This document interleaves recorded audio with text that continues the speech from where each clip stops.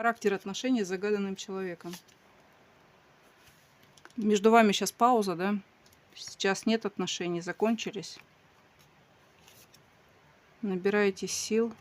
Ну, они не застынут, если думаете, что надолго, ненадолго. Вот эта пауза ненадолго будет. Потому что будут в ваших отношениях будет активность, потому что между вами любовь. Любовь такая сильная, не самые зачатки, а именно уже сформировавшееся чувство.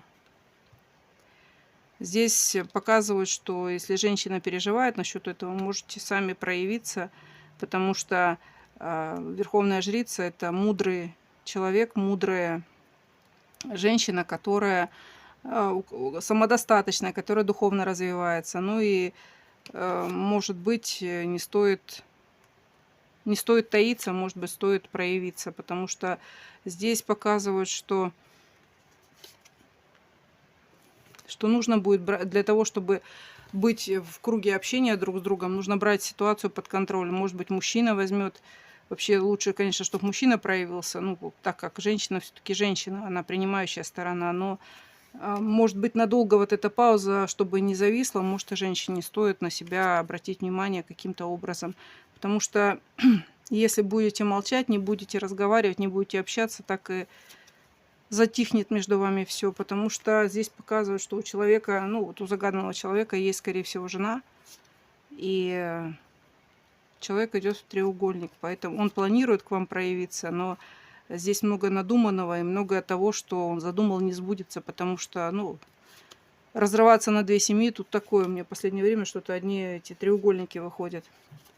Поэтому для того, чтобы человек все-таки написал, проявился, может быть, стоит ему написать, потому что если оба будете молчать, человек просто погрязнет в болотце своей семьи, то есть проблемы, какие-то ситуации решать будет. Для того, чтобы в будущем сердце не было ваше разбито, и что человек не действует в вашу сторону, а он не действует, потому что его там отвлекают, у него там много обязанностей. Стоит, может быть, самой проявиться, потому что вы, как никто, находясь один без отношений или одна без отношений, понимаете, что, ну, это путь в тупик, если молчать. Вы молчите, он не может, потому что у него там много ограничений, поэтому все-таки стоит за свое счастье побороться, потому как никому это наслаждение не приносит.